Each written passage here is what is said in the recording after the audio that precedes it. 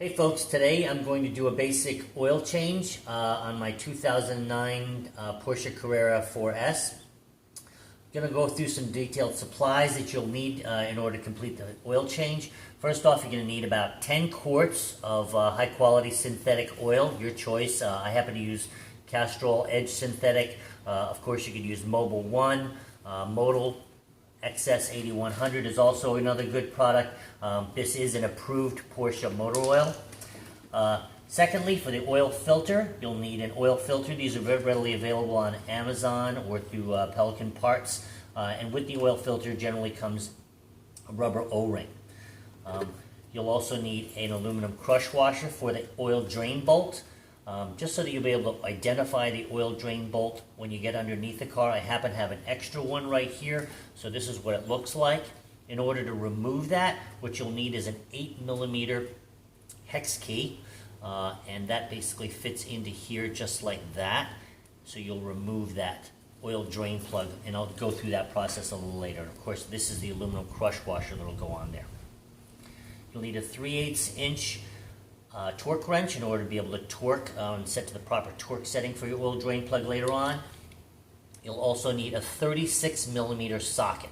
This 36mm socket is what I'll use to access the oil filter cap that's on the top end of the engine.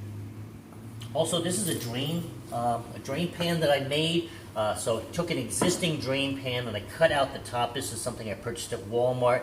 And because I'm not going to be jacking up the car, I just back it up right to the edge of my garage. I cut out a little bit of an access port just to give me a little bit of extra clearance for when I reach underneath the car a little bit later on.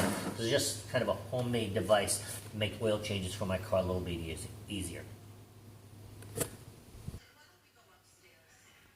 So this is an online picture that best illustrates the location, the exact location of the drain plug. So where you see at the end of the red arrow, that is the oil drain plug.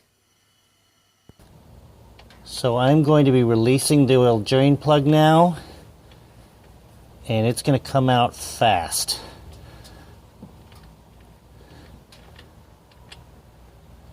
Here we go. So that's flowing pretty good right now.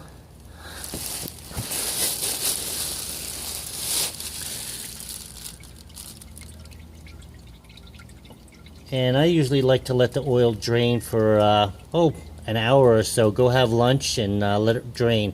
You can also loosen the oil filler cap up in the trunk just to help it flow a little bit faster. So we're now ready to remove the oil filter. The oil filter housing is located in the engine bay right up top. So this black looking, I believe it's made out of ABS plastic, and this is where the 36mm socket will go right on top of there. So just put that on here and lefty-loosey. Here we go.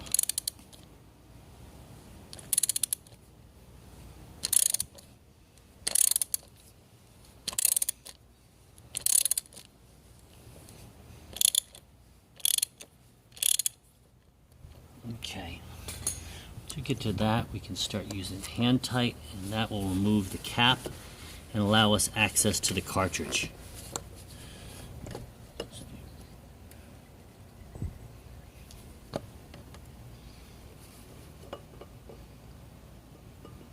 And that right there is our oil filter and cap.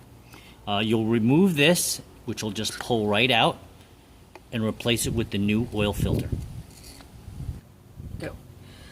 Okay, so prior to installing the new oil filter, here obviously I have the old one and here is the new one.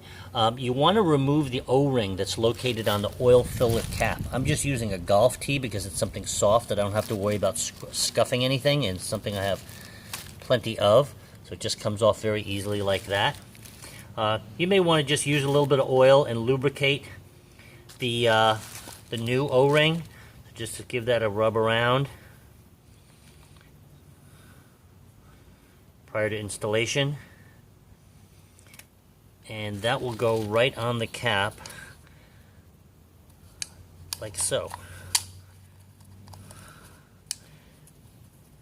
Let's get that right to the end there. And the new oil filter simply pops right in place. The orientation of whether it goes this way or the other way doesn't really matter. So now I'm ready to reinstall the oil filter. As you can see, that's the position of the new oil ring. Usually I like to give this area a nice wipe down, and you will just simply put that on and tighten. The final torque setting for those of you that are that torque each of your items, you can either just go very snug, but it's actually 19 foot-pounds of torque for the oil filter cap. And then for the oil drain plug, it is 37 foot-pounds of torque. So the final step is simply to add oil back to the engine. The capacity, I usually like to start with about 7 to 7.5 quarts. From there, you'll use the electronic dipstick, as they say, and monitor the levels, give the car a drive, get it up to operating temperature, recheck, and then you can top off as needed. Rather than worry about overfilling the car, starting at about 7 quarts and then adding as necessary should get you where you want to be. Each bar on the indicator, if it's your low 1 bar or low 2 bars, each bar is about 0.4 liters, so you could figure about a half a quart for each bar that you're low.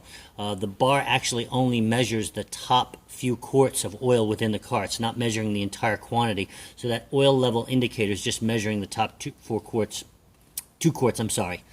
So that should detail the process. Very, very simple oil change. Good luck, folks.